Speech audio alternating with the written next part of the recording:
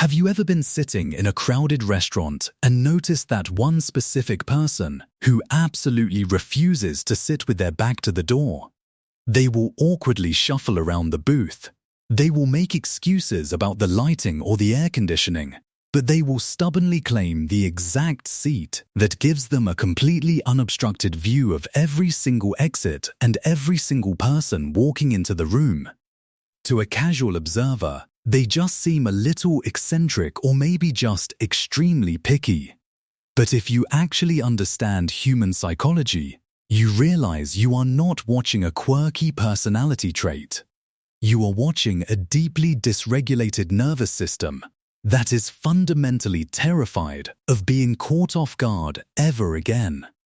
You see, there is a very specific type of person walking around right now, blending into society and pretending to be perfectly fine. They are the ones who laugh at absolutely everything, including situations that would send a normal person into a complete emotional spiral. They are the ones who can handle massive life-altering disasters like losing a career or going through a brutal, devastating breakup with an eerie zen-like calmness. Yet, these exact same people will have a complete existential meltdown if their daily routine is slightly disrupted or if a minor plan changes at the last minute. You look at them and think they have it all together. You admire their unbreakable resilience.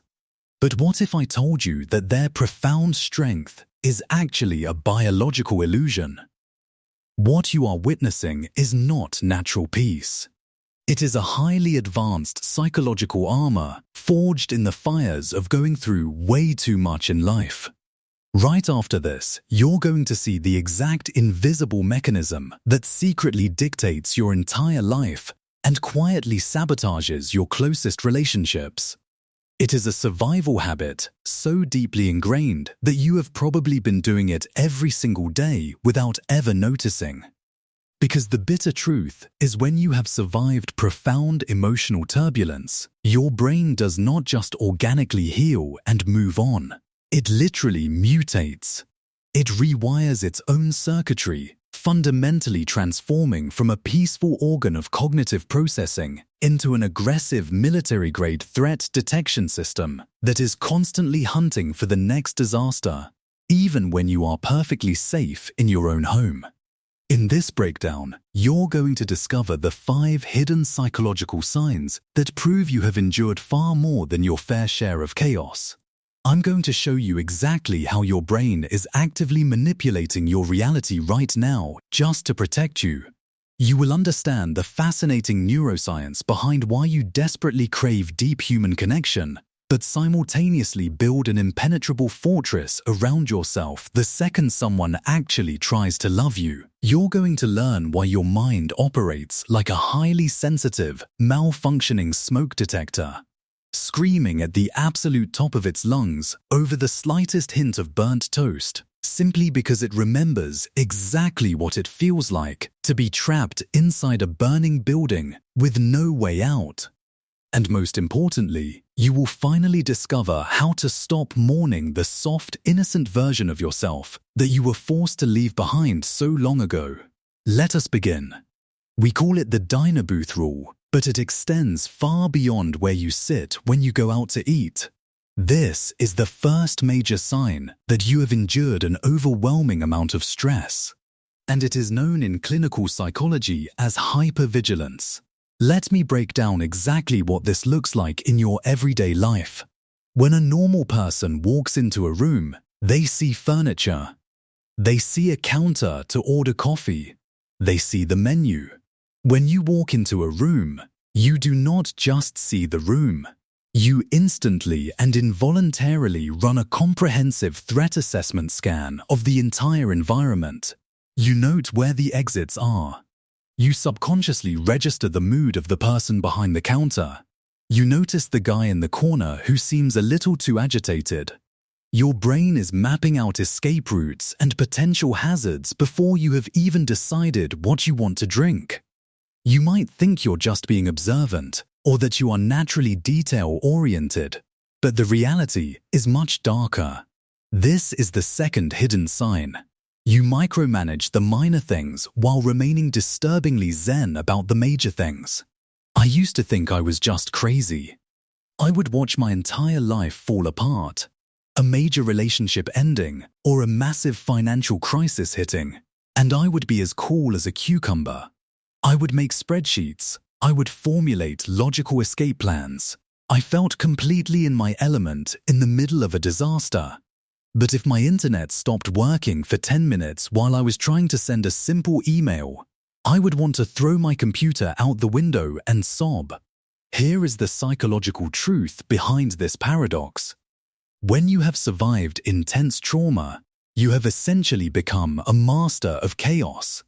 Chaos is your native language. When a massive crisis hits, your brain says, "I recognize this. Welcome back to the battlefield. I know exactly what to do here." Your survival instincts kick in, and you become a hyper-efficient machine. But the small things, the minor daily inconveniences, they represent something entirely different. They represent a loss of control.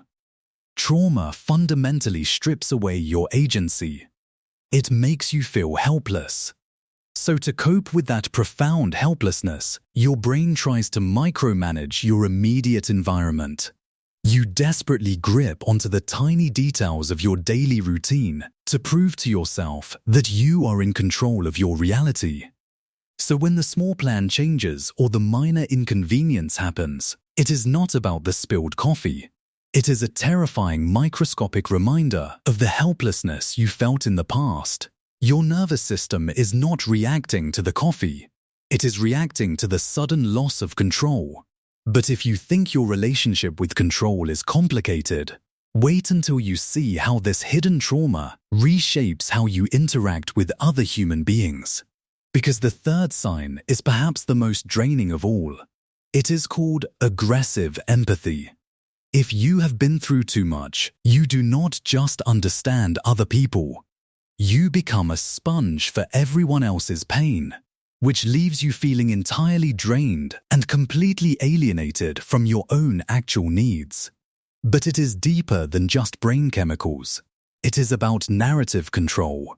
When a monster is hiding in the dark, it is terrifying. But when you drag that monster out into the broad daylight, put a ridiculous clown nose on it, and point and laugh, you strip away its ability to haunt you. Your dark humor is not a sign of disrespect for your own pain. It is a bulletproof vest, woven entirely out of irony. It is your mind's brilliant way of declaring that the things that tried to destroy you failed so miserably that you can now use them as cheap entertainment. Every sarcastic comment, every morbid joke is a tiny act of rebellion against the darkness. But there is a fatal flaw in this armor.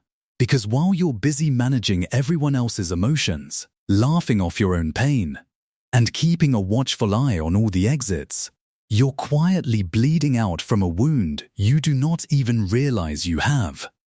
And what happens next is the ultimate paradox of the survivor. It is the reason why, despite all your strength, you still feel so incredibly empty inside. This brings us to the fifth and final hidden sign, which is the ultimate paradox of the survivor. It is the reason why, despite your incredible resilience, you often feel an agonizing sense of loneliness. I'm talking about the independence paradox. If you have endured too much, you are likely fiercely loyal to the people you care about.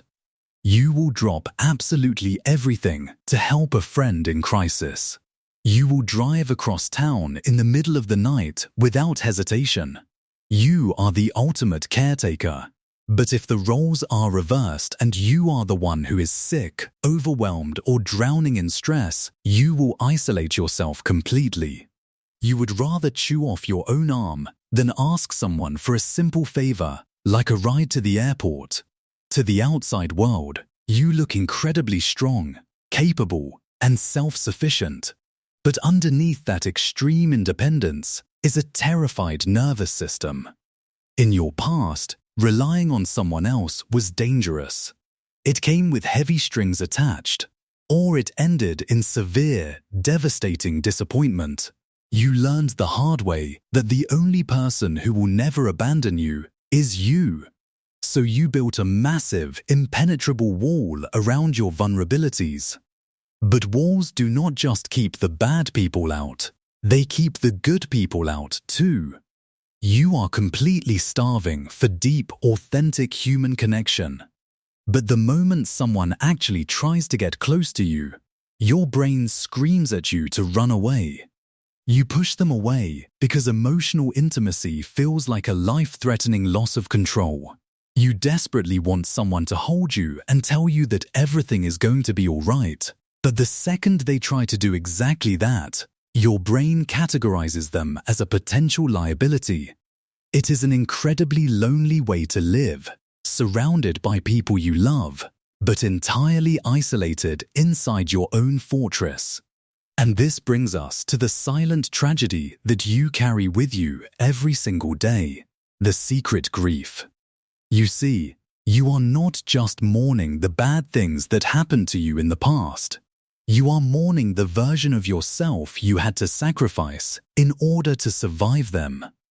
You grieve the person who used to trust easily. You miss the version of you who did not have to scan a room for exits, or analyze a tone of voice, or use dark sarcasm as a shield. You grieve the softness you did not get to keep. You grieve the carefree nature that was violently stolen from you by circumstance. You look in the mirror and you wonder who you would have been if you did not have to spend so much of your life fighting just to exist. You are homesick for a mental state of peace that you barely even remember. But listen to me very carefully right now.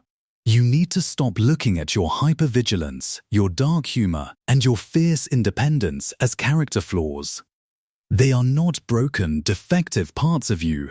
They are the exact brilliant psychological tools that kept you alive when the world tried to crush you. Your brain did exactly what it was supposed to do. It protected you. And because of that intense suffering, you have developed something incredibly rare and beautiful. You have become a lighthouse. A lighthouse does not stand in the bright, sunny weather. It is built on the jagged, dangerous rocks in the middle of the darkest, most violent storms. It takes the absolute worst beatings the ocean has to offer, and it uses that immovable position to guide other lost ships to safety. Your pain has transformed into a profound radical empathy that makes you a safe harbor for everyone around you. You survived the storm. Your nervous system is just still catching up to the fact that you are finally on dry land. So the real question is not whether you are broken. The question is, now that the storm has passed, are you finally brave enough to step out of the lighthouse? Can you look at the people who have proven they are safe and finally allow yourself to put down the armor? Can you accept that survival is no longer your only option and that you actually deserve to experience a life of peace? If you resonated with this psychological breakdown, you need to realize that your journey of understanding your own mind is only just beginning. Make sure you subscribe to this channel right now, because in the next video I am going to expose a subtle psychological manipulation tactic that 99% of people fall for every single day. And if you do not know exactly what it is, you are probably being controlled right now without even realizing it. You absolutely do not want to miss that one.